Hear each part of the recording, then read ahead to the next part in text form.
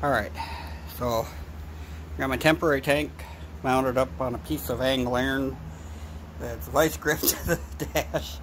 Runs down under the muffler and into the carburetor. Should have fuel. I see no leaks on the carburetor, so that's a plus. So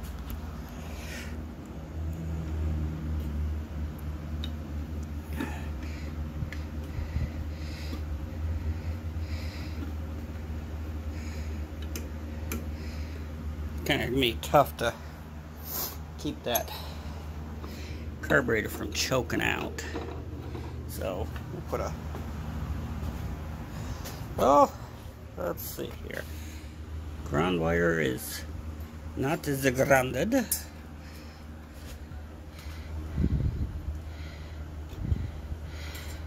Maybe. Alright, so ground wire is not grounded. Well, let's see. Of course, I don't have any throttle on it. Let's see what she does.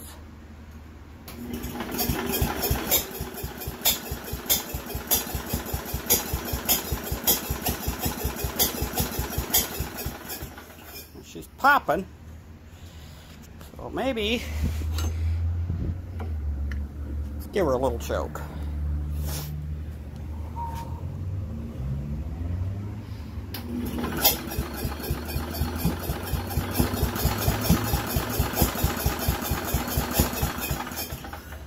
Alright. Get a little less choke. Oh yeah, we're definitely pouring gas out now. So now she needs some throttle.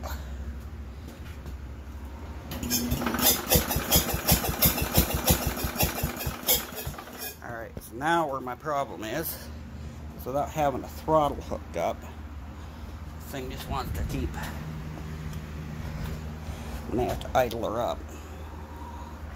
So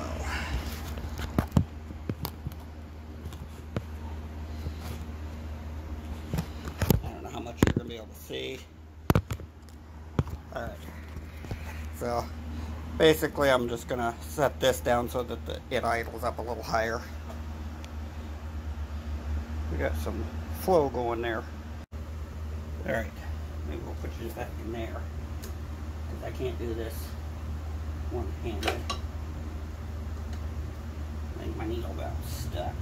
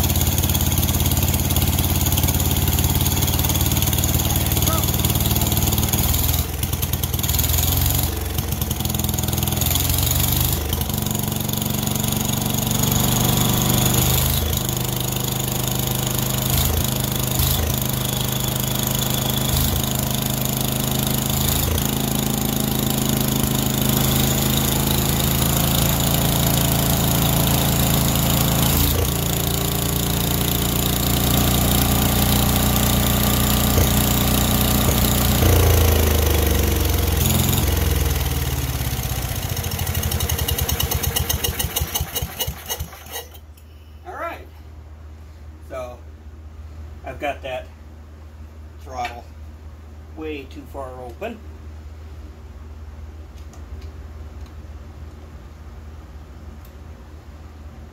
Let's try that.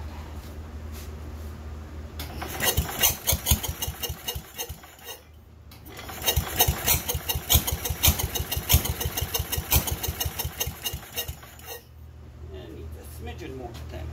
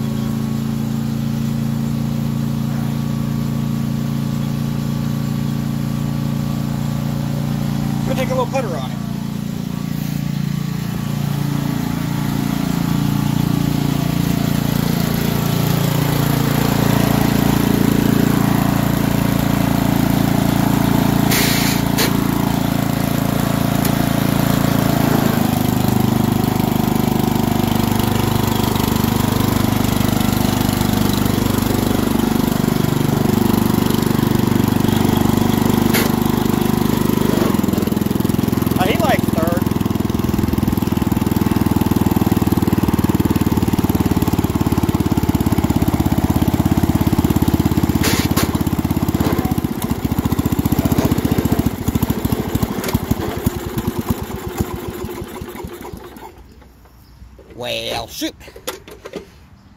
He quit. I don't think he's out of gas. So, now I gotta get him back into the garage. But he runs. So now I can start doing other things with him. Alright, well, it runs. Goes into all gears.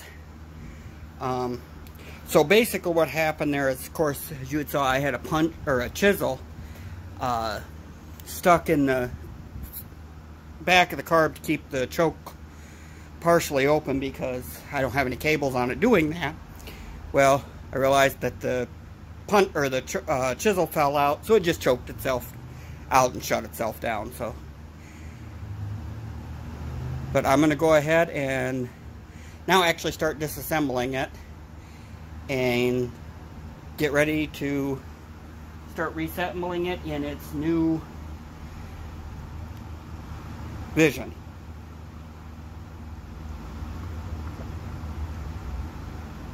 So I'll bring you back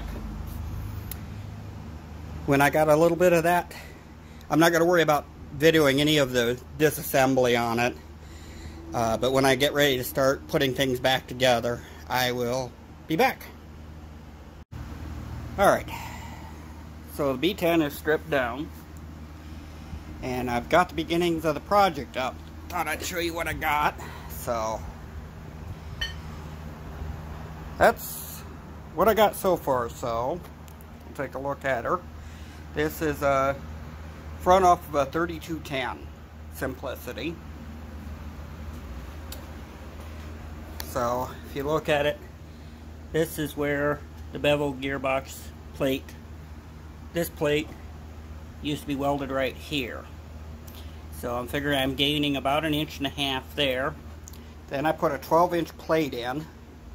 So I'm stretching her right now at about 13.5-inch wheelbase.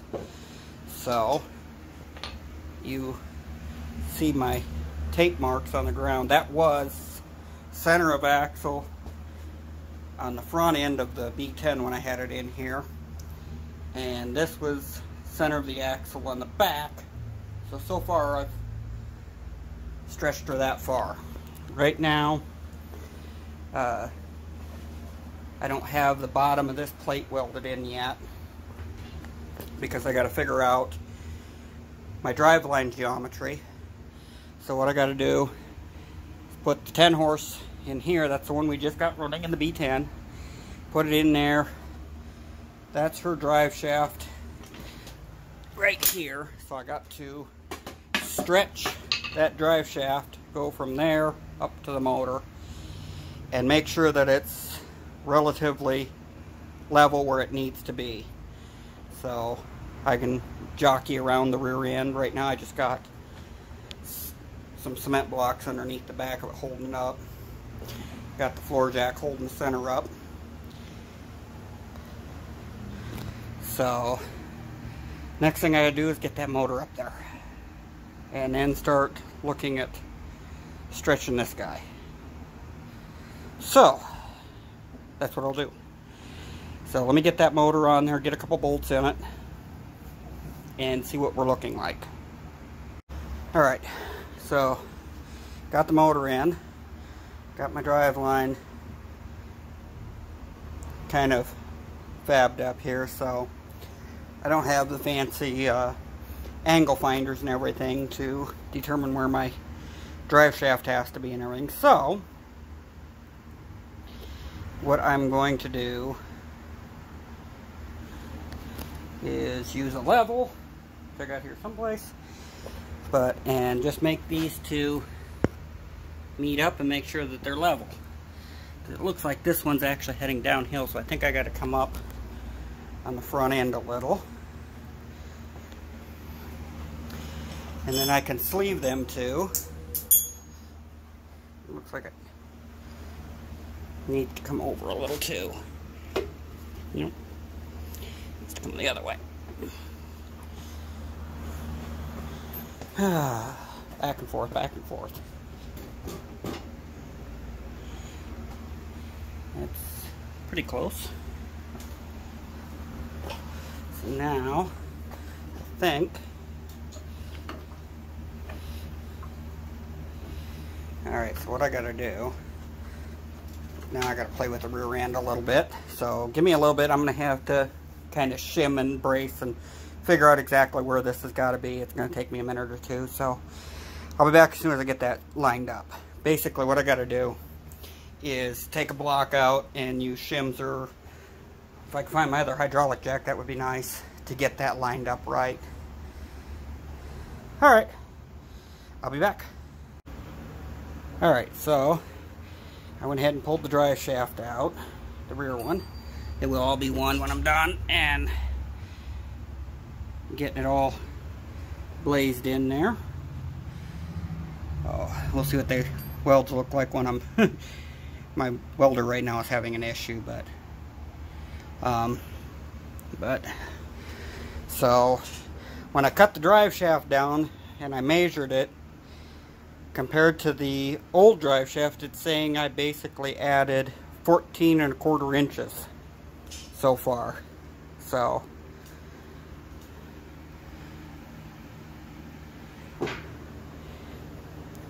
we'll keep a putting. Alright, so took a few minutes tonight, worked a little bit more on the B10 conversion, and so far, so I got the frame all boxed in now.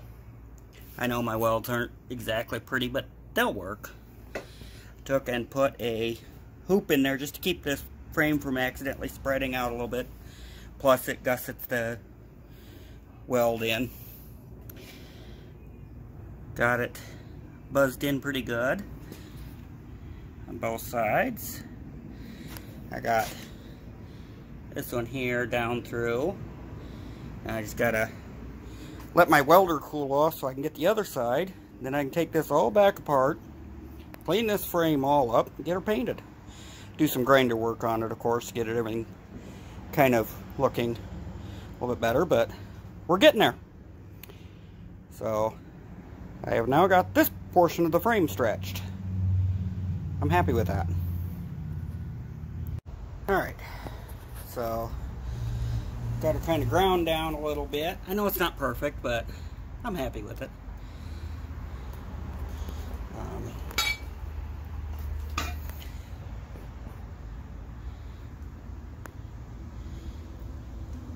Doesn't look like I got a lot of penetration here, but I actually did.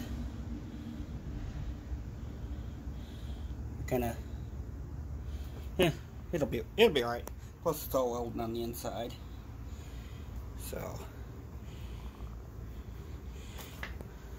my welder was messing up a little bit, and it just kept wanting to throw the rod off, or the, I don't know what was going on, but I'm gonna leave that alone.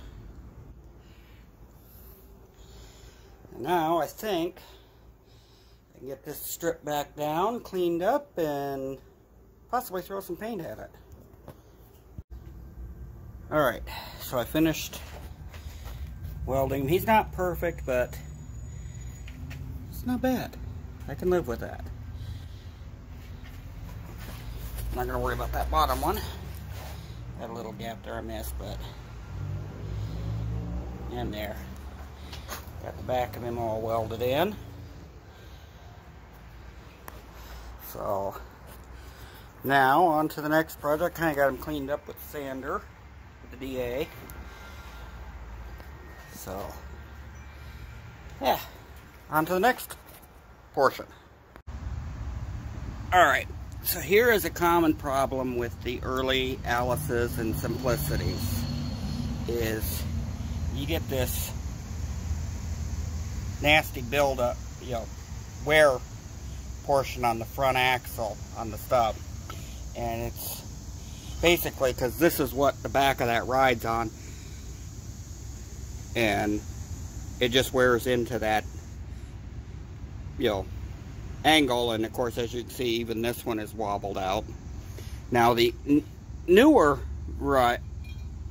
versions, now this front axle and angle iron are off of a 2010, but the newer ones, Simplicity, actually realized there was a problem, they welded this bung on, which would just give you a wider area for that front stub to ride on.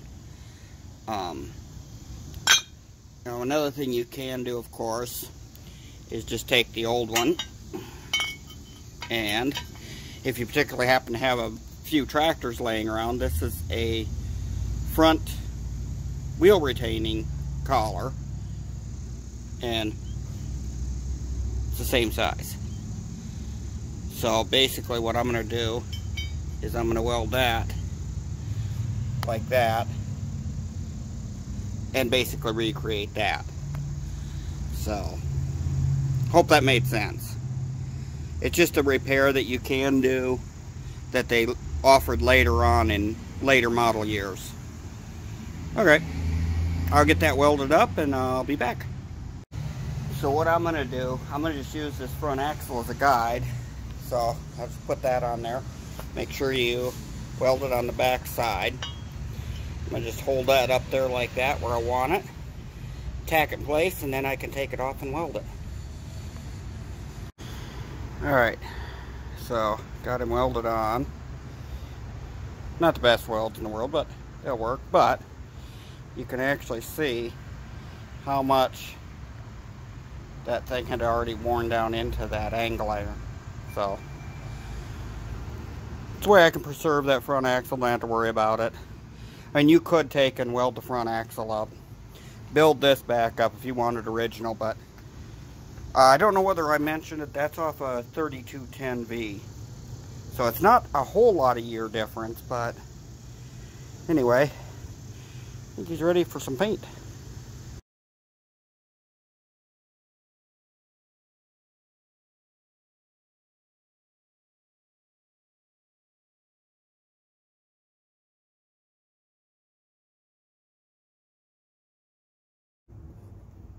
Alright, so far, this is where I'm at. Like I say, this is basically a junk pile build, so it's whatever I've got handy. So, there's the next edition. So we will, I'm going to set you up back here and we'll take a video of it.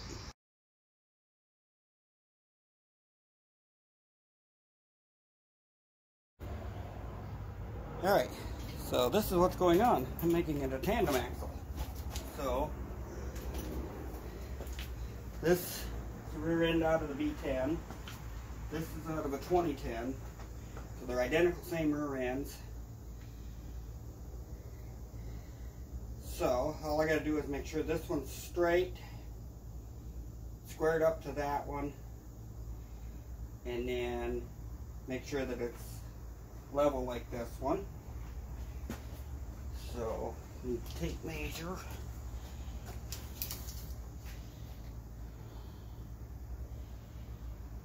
Let's see here.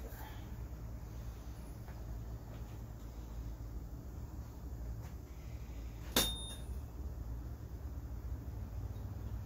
roughly 19.5 inches to the center of that one.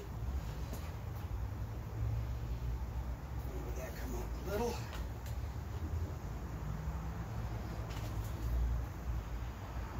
And this is not going to be perfect, but then again, this thing's also not going to be screaming down the road at 150 miles an hour.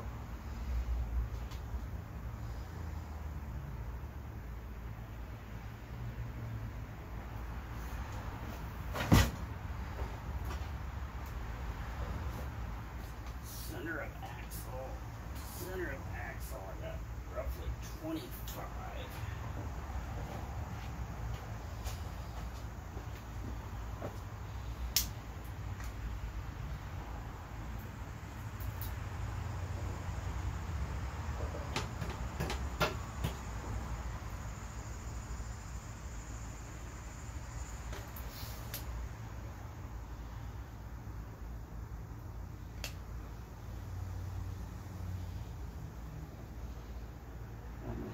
That.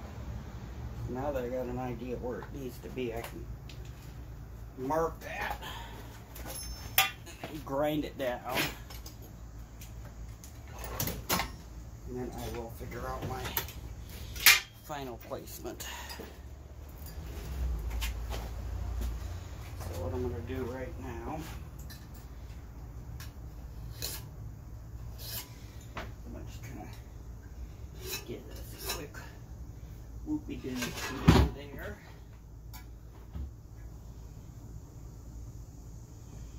And I can also, about roughly,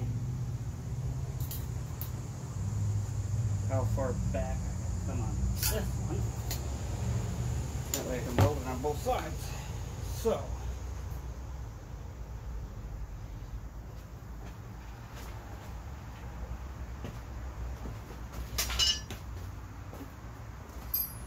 grab some earplugs. There we go.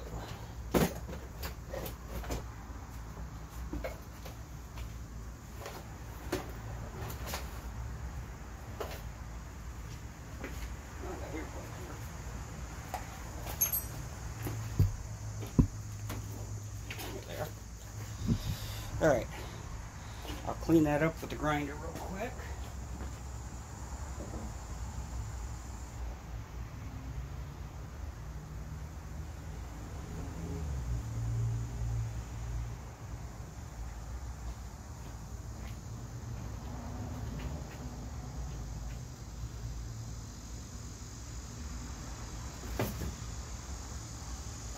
Get my earplug in.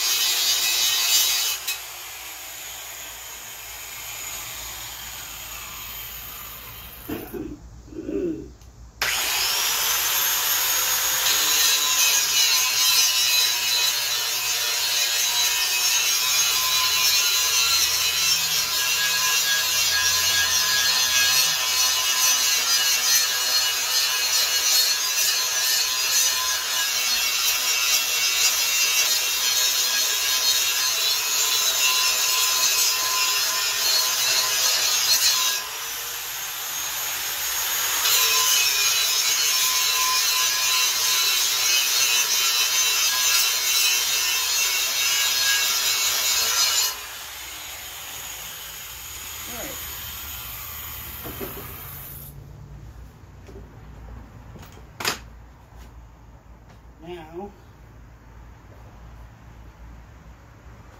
Bring this little turd up here again.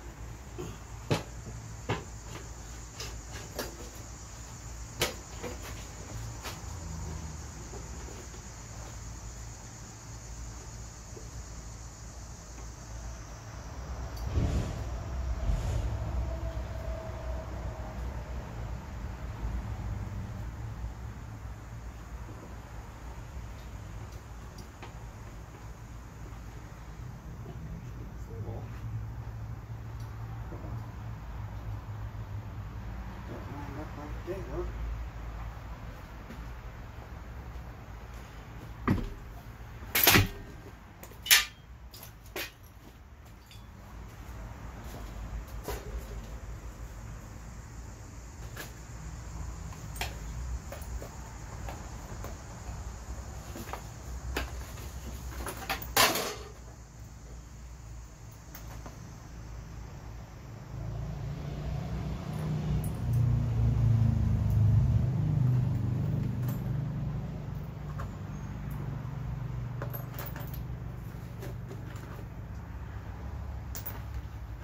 Tank. It. I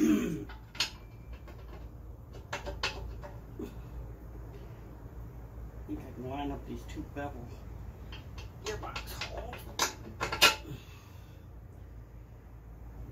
That should give me a relatively close location.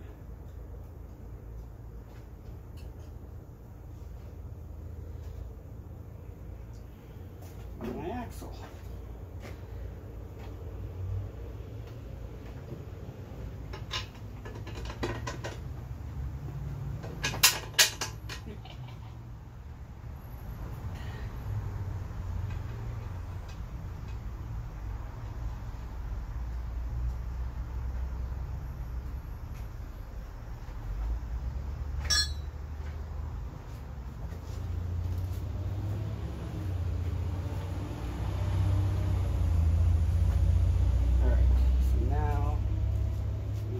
Back.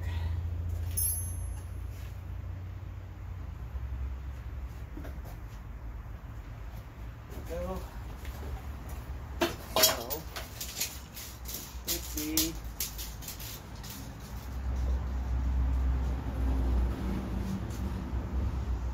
19 5/8 to the center.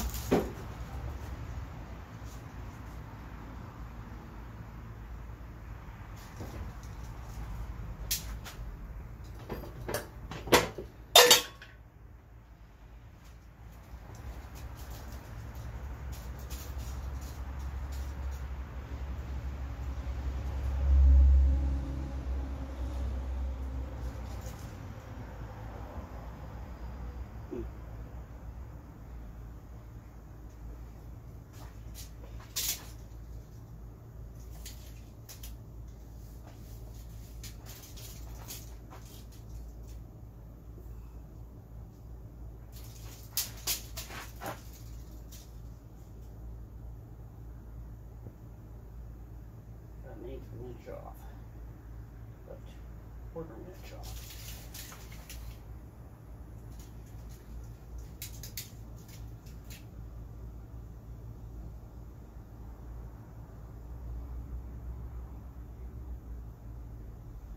But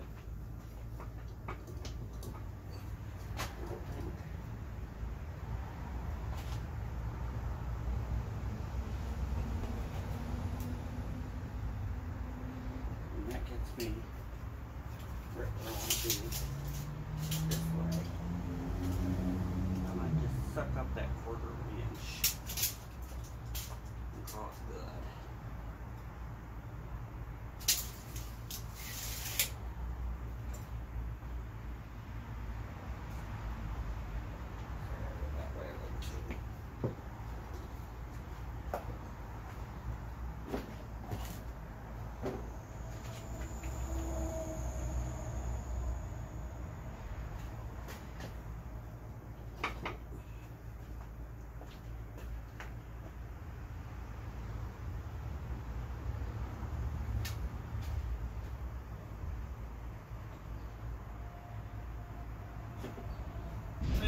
tighten them two down and blitz her where she is.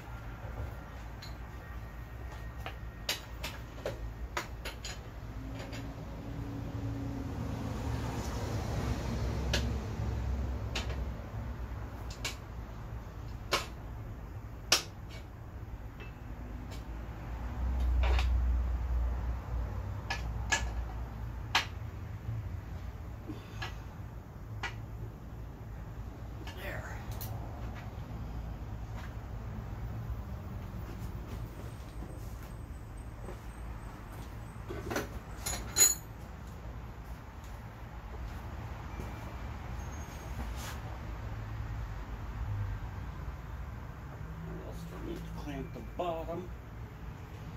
Okay, what we're going to do with a pair of vice grips. Where'd my vice grips go?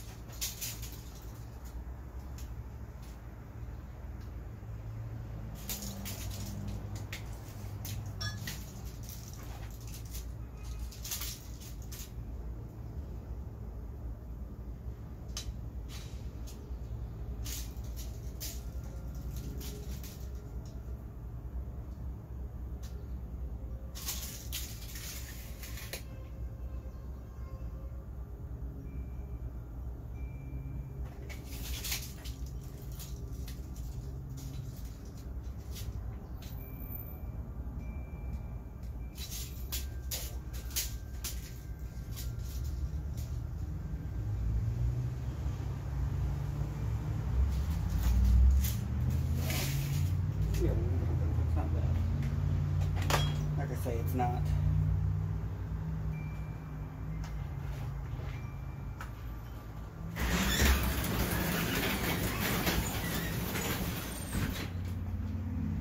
With a welding bit.